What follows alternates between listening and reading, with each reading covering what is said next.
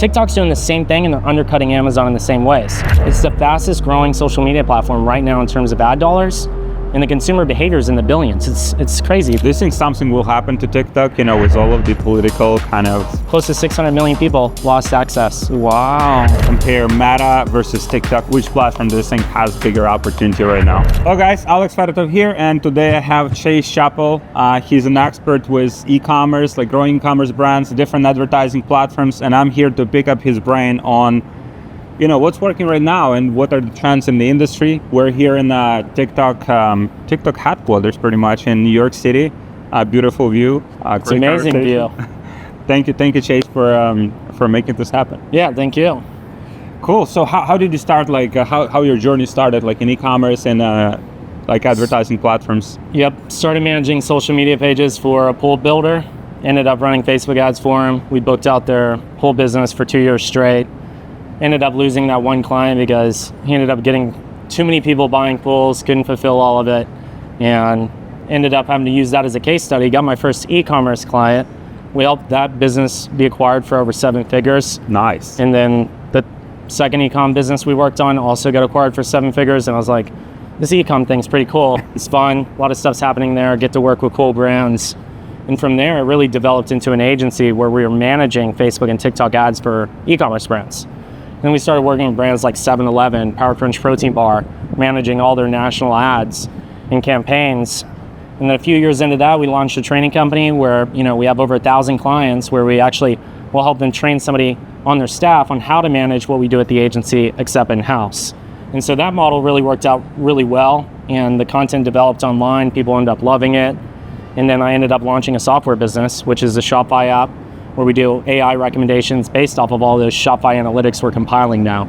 So it's been a lot of fun. Nice. Recommendations for products to sell, or? Recommendations on what to do with your website design, what apps, how to improve your Shopify conversion rate. A lot of e-commerce stores will, be either under 1% or a 2%, and they don't really know how to get to 3-5%, and they haven't figured out their offer, or figured out how to structure their order process. Most people don't understand, whenever you're actually having a product, you have to make the communication process and the way people actually navigate through your site very easy for people to check out. So we have recommendations that'll actually come from that software. Wow, very nice. And so what year you started, in the space? 2015. 2015. Way different than it is now. Yeah, way different. Facebook ads were the Wild West. Anybody could get on there, put up an ad, see sales. It was the golden days. Yeah. And now we're at, on TikTok, at the TikTok headquarters, and the golden days are back with TikTok shop ads and everything that's happening on TikTok right now. But people have to figure out how to do it. It's more of a creative game than it is, a targeting game. So. Interesting. And so what kind of the main trends that you have seen happening over the last 7 years, more than 7 years, right? Everything's going towards creative. Everything's content focused. Personalities are winning. Being able to actually know how to film content, but actually tell a story in a way that's going to convert. Most people are, using the standard image ads, which convert on Facebook. That's nice. But with the video-based content, if you're able to have a TikTok-first strategy, get content out online organically, people are getting 20, 30K in sales off of a video if it goes super viral, right? Wow. Because all these people visit the Shopify store and convert if you know how to actually post solid viral videos. And then if you take those videos and put them into TikTok ads, people are seeing 3, 5, 10x return on ad spend. And then you just migrate that over to Facebook and you pretty much have the new cycle for being able to scale up. One interesting thing you just said, TikTok first, right? So would you say TikTok is a place to validate new pieces of content, new pieces of creative? It's a trendsetter. So all the trends are coming first on TikTok. You're gonna see it make its way into Instagram and Facebook, but it all originates, pretty much it's the central hub. We're here now, they're talking about it, you're seeing it, it's going on. And so if you can figure out the content organic piece, then all of your ads are really going to start to fall into place because you have a constant cycle of new creatives coming out. But creative's the hardest thing to figure out. Most people just don't get it. What do you think, in terms of the creatives, and content, what is the best approach that you have seen working? Is it hiring a full-time person on the team, let's say, that would produce creative, or it would be just finding someone on TikTok platform that already has experience with that, or training someone from scratch how to do it? What have you seen working the best? Yeah, either in-house, somebody on their content team is the main face of the company and producing the content. The other option is having, a multitude of influencers and creators where you're churning out 50 plus pieces a week, right? You don't have a singular face of the brand. You're doing the affiliate side. You're getting all the content. And then the other way is actually the founder sharing the story themselves, being the frontline, head runner for their brand. And that works extremely well because they're the ones that are most passionate about the product. They know what to say, they know how to communicate, and it's authentic. And like the biggest thing is authenticity, is like not trying to think you're filming an ad, but like thing is if you're FaceTiming your brother, your sister, your family member, and you're telling them about a product you just bought. Like that's the style of content that you want to resonate with people. So there's really three options, but the ones that are doing really well are the ones who control their content in-house. Control their content in-house. So that means like not kind of outsourcing it to some agencies or kind of just they're writing their scripts, they're coming up with the video ideas, they're sticking to a specific strategy. And when you're posting on TikTok, you're reaching a lot of new eyeballs. And whenever you see the same face over and over again, people are starting to get brand recognition. They remember the individual, they're more likely to follow, the ads are more likely to convert. Whereas on the flip side, you could have hundreds of creators, that can work too, and they're all talking about the product, but there's no singular face of the brand. So each models are scalable. It depends on who is able to create the content versus who's not. And so those creators, like, let's say if you want to do like a diversified creator strategy, you want to have like multiple creators promoting the brand, like would you pay them for that, like retainers, or they would work on the affiliate basis? Yeah, so free product, then some people are going to charge money. A lot of times these creators think they're worth way more than they are. They're not worth that much. They get big views, but they might not convert. They think they're worth $1,000 for a video. It's just not there. Really, most of these people are worth a few $100 at most. So, I would say you set a price and you push it out.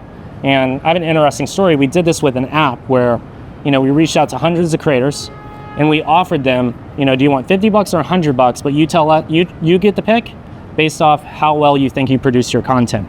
So we found out that most of the people would actually choose the $50 over $100 because they didn't think their video was that good. So we were getting content for less. Even though we paid them $100, they were still choosing the $50 option. Oh, wow. So it's almost like a pricing psychology where you can offer the creator, hey, we're going to pay you either way, whichever option you want, just choose the one that you think you're valued at. And people choose the lesser. Have you seen, because one of the things you just mentioned, like founders, like creating their own ads and promoting their brands, like this is kind of like internal, like limitation belief for most people. Most people don't want to put their face out there, right? Like don't want to get on camera, kind of like, what people will say, what people will comment, I get bad comments, like, yeah. So, how do you deal with that?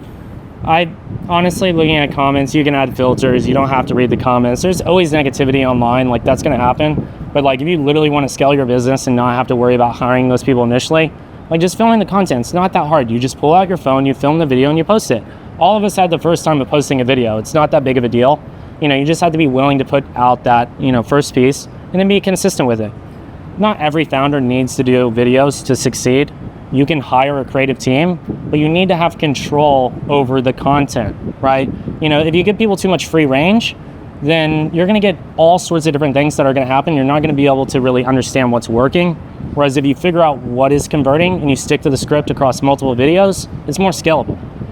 But if we're talking in terms of sales numbers, I can assure you the founders who are creating the videos are making way more money than the people who are just hiring 2 to 3 creators all day. Interesting. Yeah. That's so interesting. We have brands that have scaled from 0 to 360K in organic sales monthly just because one person is filming content on their team. Oh, wow. Is sticking to the videos on TikTok. Would you say it's like a full-time position or is someone who just does it part-time on the team? We know content's a lot. It's pretty full-time, but you can start with less videos, dedicate 1 hour a week, get the video out there, chunk it, put all of the videos in one filming day or spread them out on the days that you can do it. It just comes down to being willing to actually film and get it out there. You can edit on the TikTok app, you can do CapCut. You don't have to have a professional team like we have here. Behind the scenes, there's like a lot of people. But yeah, if the founders are willing to execute it and they're putting out product comparison videos, a founder story video, actually comparing your product against somebody else's, you don't have to have your face in it. Flip the camera around, point at the product, talk about it. Why is it different than the other one? Those videos go viral all the time. Wow, that's interesting. And so, for people that maybe like don't have that kind of, for whatever reason, like as we both know, like, most people are not comfortable. What are the like alternative ways to just like get that content? You film the product, you do either a voice overlay or you hire somebody to do the voice overlay. You add music, and then you do the very fast-paced TikTok edit style videos, or even use AI. People are getting results with the AI-based videos. Oh, wow. Where you actually, film the product without a person being in it, right? And then they clip it all together on the TikTok app, add the captions with the sound in the background and then the AI voice. And those videos, are performing well. I mean, people get results that way. We actually have somebody here at TikTok HQ that's like, able to film content of their gaming controllers, like the custom designs, and like it's just somebody's hands using it and just showing off the design, and then there's a nice subtle voice overlay with it. Same voice throughout all the videos. Oh, wow. And it's crushing. Totally crushing it. 5, 6, 7x ROAS. They did $500,000 on TikTok ads. Wow. In just a few months. And they're spending 20 to 30K a month now on ads. Wow. And so that's an interesting combination, right? So first you push the organic content, you see which one resonates, and then you just put some budget behind the best performing ones? Yeah, if you can get consistent viral videos, like you said, you launch it to TikTok ads, you just make sure to have a strong call to action at the end of the video. Even early in the video, you can have a second one, and then you either direct them to the website or the TikTok shop. If you can get approved, TikTok shop is the way to go. If not, then you just direct them to your product, landing page.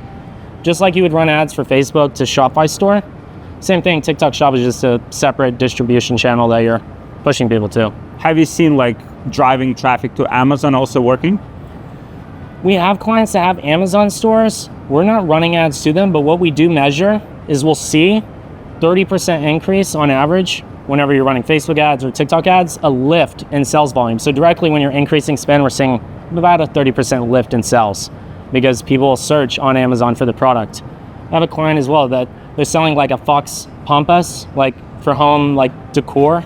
And they had so many people searching for their product on Amazon and they weren't there, that as soon as you type in the first 2 letters of their product, it pops up, but they're not listed there. Oh, so their wow. competitors are buying the product searching for them. And probably have their name like in their title. It is. Their exact company name shows up in the rankings, but there's no product there. Oh, wow. Missed opportunity.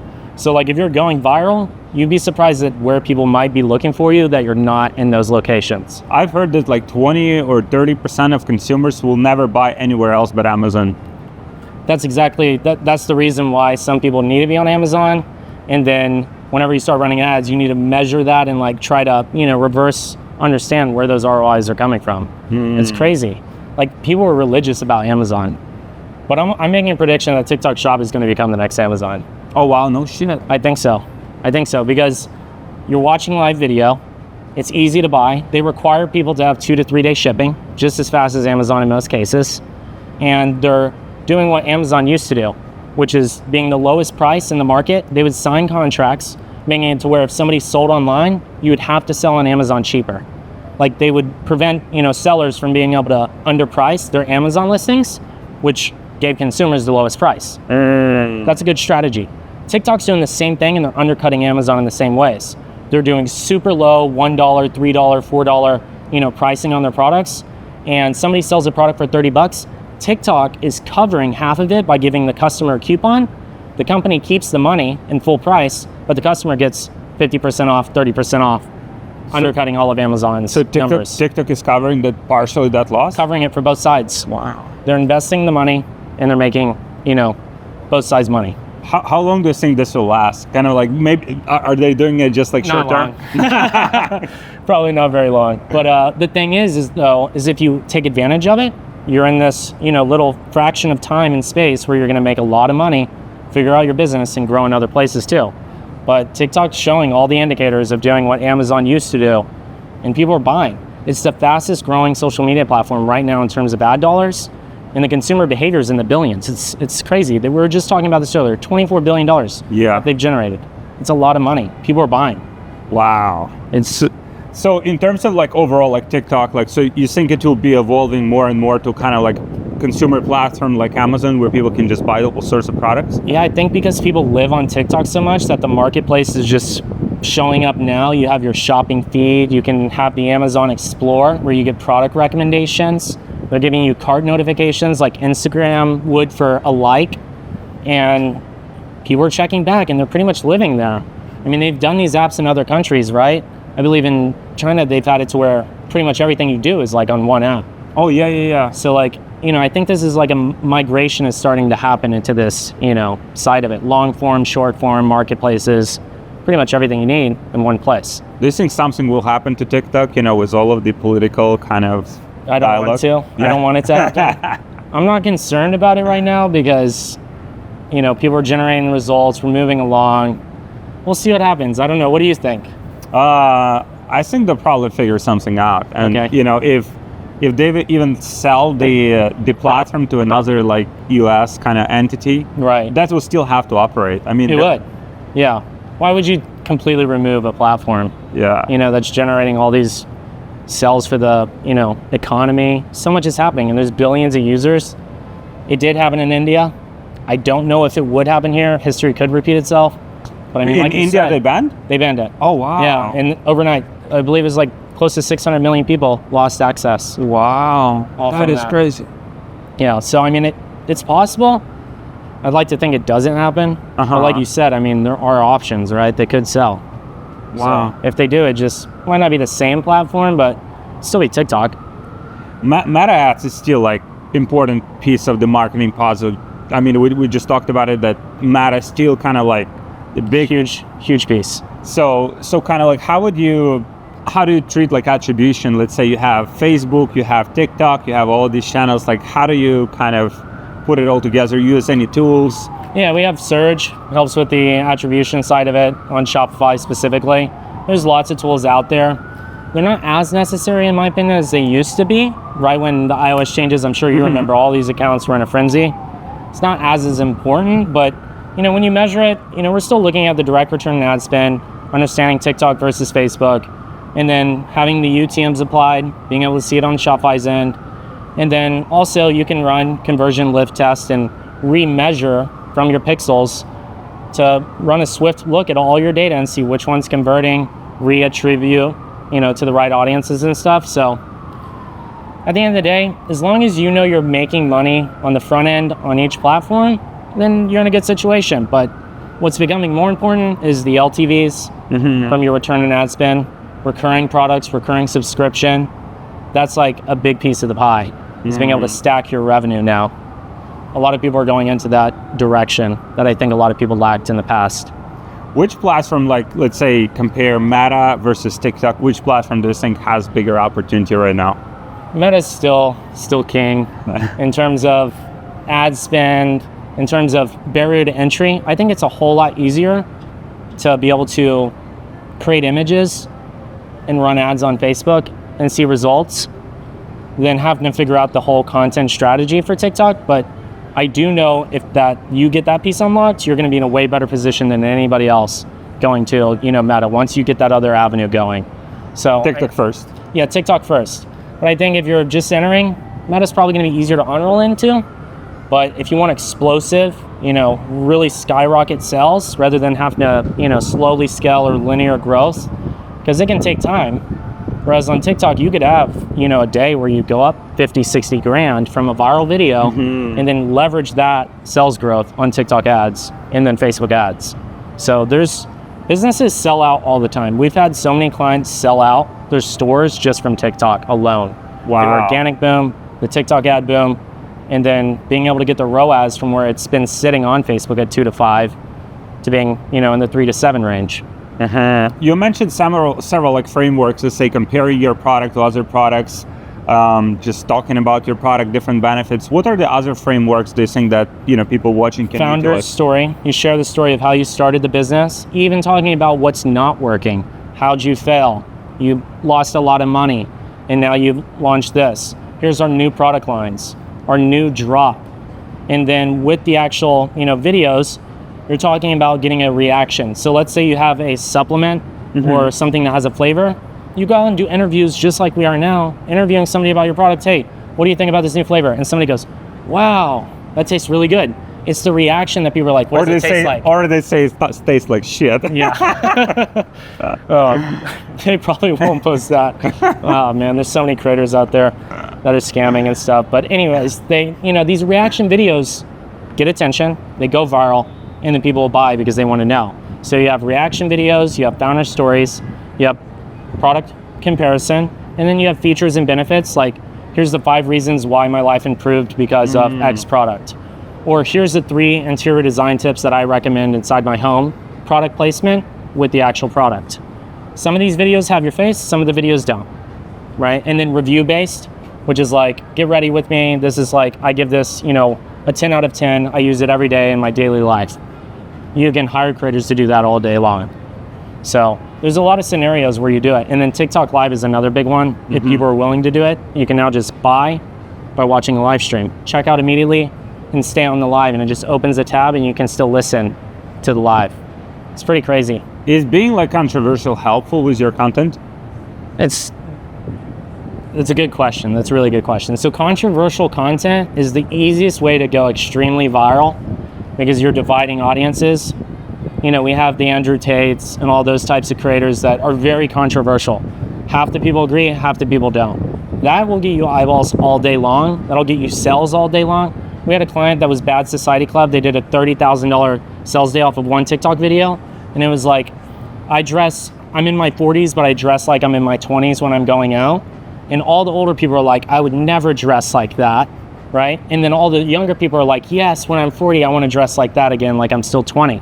So it's a split, right? You're dividing the audience, but what do you get? You get lots of sales from it. And they're arguing in the comments, like going crazy.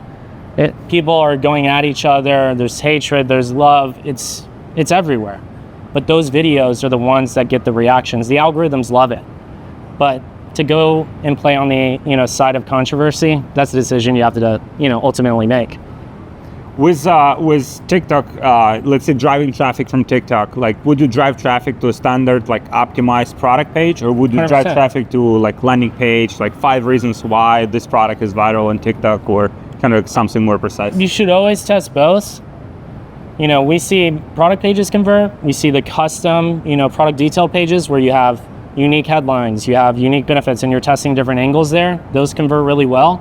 But if you can get a, extremely good conversion rate on that, then that should be the one you scale. You have your upsells, you're unlocking higher AOVs, and then you have the TikTok shop on the side that's also running and generating ad results. Because if it does go away and you hadn't been driving them to your website, you're missing out on all the data. That's one downside. It's kind of like Amazon. Once they kick you off the listing, you lose your sales volume. So you gotta have diversification. You probably have seen like thousands of product pages, landing pages, at this point, like where do you see the biggest mistakes that people are making when it comes to the conversion rate optimization in product pages? Brand, their colors are all over the place. Their product images do not clearly demonstrate what they sell. They don't have, call outs to their product saying, here's the feature here, here's the benefit, here's why you should use it. Not having a video that actually demonstrates the use case. Missing out on information like, our shipping details, tracking the order, your reviews, the simple stuff that the average consumer looks at. Like they want to make sure that it's legit and they want to know how long does it take. This is information that is just known stuff that should be, on your website. Your payment options. Do you offer ForPay, Shop Pay, Affirm, Afterpay? You know how many people use that? We have a lot of clients that say they get 30 to 50% of all their sales from that. Oh, wow. It's crazy. Especially the people who are like selling, we have somebody selling a $2,000 product like a basketball, hoop that shoots back the basketball to them. And 40% of all their sales, 40 to 50% are from people breaking up the payments. Even on little cosmetic items, like $100 for like a makeup kit, people are splitting up on those options. So you gotta have all the details with your product and simplify with the branding. So what would be the main kind of like principles to convert viral videos into like actual sales? What are the things that need to be in the video to generate a sale in your experience? That's another one that's really good. Anybody can go viral and see no sales. Yeah. Happens all the time. Yeah. I'd say 99% of people are like, I went viral and no sales happen. It's so common, but there's a big misconception between the people who get it and the people who don't. One is when you're going viral in the heat of the moment, you got to go to the comment section and immediately reply to people about what they're asking about. If they're saying, what are the ingredients in the product? Here's the ingredients on our website here. If somebody says, what size is that shirt? Or do you offer X size? Yes, we offer sizes from here to here. You can find it on our site. It's redirecting them because people say, where can I buy this? People will go viral and they forget to reply. It's crazy. People miss this opportunity. You got to link your actual website, and then in the video, you need to direct people with a call to action to it. So when you go viral, you have to have those pieces, otherwise nobody's gonna do it. Why would they leave TikTok? Oh yeah, save, I might buy this or look it up later. But if you want heat of the moment action, when they open up that comment section, which everybody does on TikTok, you want your links to be there. You want people to see what you're responding to, so that way all of your objections, you'll get in the comment section. 9 times out of 10, everybody's gonna comment their complaint or their concern around what it is in the video that's being promoted. And as long as you answer that in detailed form with the link, people are gonna have no objection to buy. If you answer every question that people have, people are gonna be like, okay, yeah, that makes sense, I want that. And they'll go buy. And also that's another good point on that we have seen working for our business is that taking those questions and actually like reviewing the website and saying, oh, did we actually answer this question in the website? Either it's in the frequently asked questions section on the bottom or maybe throughout the product description, because sometimes we kind of assume that people know like, you know, these answers because it's our product, we're getting emotionally attached, right? But we didn't answer those questions on the website, and that's like assume-icide. Yeah. Everybody assumes that they have it right when they don't. You're right. Take the comment, add it to the Q&A, the frequently asked questions, the reviews. Even take that reply to a comment and put it in an ad. Those videos do really well. Clothing brands crush it. Somebody says, I love this, just bought it. You reply to that comment and run it as an ad. It's social proof. It's free engagement. What's your favorite success story, like out of all of the clients that you work with? Oh man, there's so many, but I mean, we just had somebody like generated $500,000 selling controllers, but one that really stands out to me is when everybody thinks that TikTok is not for higher pricing and that specifically older people won't buy. So we had a client that sells seat covers, and this is for, blue collar males that are working in oil fields, they're doing blue collar jobs, out in construction, they have big lifted trucks. And these seat covers are just covers that go in a truck that are either blue, red, yellow, green, just to make it look cooler on the inside. And all these guys who are out working that are in their 30s to 50s are on TikTok, scrolling just like anybody else, and are buying $200 to $300 seat covers. Oh, wow. And they did, over $1.5 million in sales just by using that strategy. Oh, wow. And they're going viral, and it's like showing a Ford truck, a Ram truck, and just showing the product, how easy it is to install. And all these older dudes on TikTok are pulling out their credit card and shopping just like their wives and kids are. Wow. So it's not just about, TikTok had this, maybe still has this kind of misconception that these are like young girls like dancing, Yeah. It's pretty much for every demographic, and some demographics, like you mentioned, they could be like dramatically underserved. Like, those guys are still, on TikTok. They're there. We have grandmas. We have grandpas. There's over 1 billion users now on TikTok. The audience is there. It's how you understand how to structure video and provide the experience for them to buy. The people are selling water coolers, the parents who hang out at baseball games. I mean, it's like that did millions of sales on TikTok. It's crazy. They're spending $500,000 a month, on ads through TikTok selling coolers and stuff. Oh, wow. So, the audience is there. You just got to figure out the content side. That's what it comes down to. What do you think are the best or like underrated niches, that are available like on TikTok? Anything that involves recurring revenue, I think does really well. So supplements, because you can get recurring orders. Very competitive. Very competitive. All these spaces are pretty competitive. You got to have angles, but the beauty, the supplement space, they're competitive, but if you can get the recurring revenue or you're getting somebody to buy and then you don't have to always find new customers, or finding products that are very explosive and then figuring out a product line around that, right? So if you have a viral product that did really well and then it drops, if you can find products that are related to that can then get on recurring, men's hair care, clay, like stuff like that, where you can constantly add product lines, it's more scalable and you can add more lifetime revenue to it. So I think anything with the recurring business model, even clothing in my opinion is recurring, because who buy, if we like a suit and we like the brand, we're probably gonna buy another, different color, a different option. Or if we like a specific t-shirt, we're probably gonna buy multiple of them. That's the recurring aspect that, people look for. And that's where you're able to unlock a lot of profit, is in the recurring based, subscription based business models. They're very scalable. But, any industry could work on TikTok, but What niches are you seeing?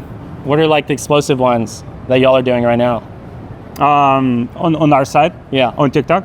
TikTok or Facebook? I mean, for us, like TikTok, we're like very light on TikTok. Like Facebook is working very well for us. We do direct response, like VSLs, advertorials. Kind of like our demographic is older, like 40 plus. Yep. So that's working the best for us. And then having the complete kind of like ecosystem, like Google, email, SMS, like that All combined. of it. Yeah, but our specialty is more like direct response marketing, like advertorials, like several layers, upsells, downsells, like kind of more sophisticated funnels. It's the system you need. Yeah, Like, people need all those pieces that you mentioned. Like, if you don't have one of them, you're missing out on sales every time. kind of like thinking about your business as ecosystem, right? So even as, let's say you crack TikTok, you still need like Amazon, you still need email, you still need SMS. So thinking about your business as a complete ecosystem instead of just like one channel that today is working, but like we talked about, like we don't know how much. You never know. Yeah, how long this Could be opportunity here will last. today, could be gone tomorrow. Yeah. One of our clients, his name is Paul Freeman, like very cool guy. Like he's TikTok shop affiliate, and he's promoting other brands' products. Like last month, he made $74,000. What? Yeah. Promoting other people's products Yes. through affiliate marketing? Yeah, and he's like, I think he's 40 or something. That's insane. Yeah, he's like regular guy. And do you utilize a lot of affiliates, like TikTok shop affiliates, with your clients? So we're not super heavy into it, but we have clients that will go reach out to a bunch of creators, offer the percentages, and they'll film the content. But that's a whole nother market in itself. Like that's so many people can film a video for any other products and start promoting it and make money that way. But like, the brands, they have to hunt down those people, find out, and not everybody's good at it, To be able to take somebody from that to like being able to do $70K a month as an affiliate for another brand, I mean, man, any of my brands would love to have that because they'd be making, 4 or 5 times on top of that. Maybe I should introduce you to the guy. Yeah. He can sell anything, and he trained himself to do it. Like it's incredible. I think one of the things you obviously have to have is kind of just willingness to go out there and just put your face out there. He's like this, like you mentioned, very conversational, very friendly, just talking like normal language. Like it's not scripted. Exactly. And it's working very well for him. And it's incredible. I was thinking about the time that we're living in, like with all these platforms. Let's say if today, let's say we would start from scratch, right? There's so many different opportunities to make money online that were not available like 10, 20 years ago. None. There's no reason why you shouldn't be able to go from 0 to 10. Yeah. There's no reason.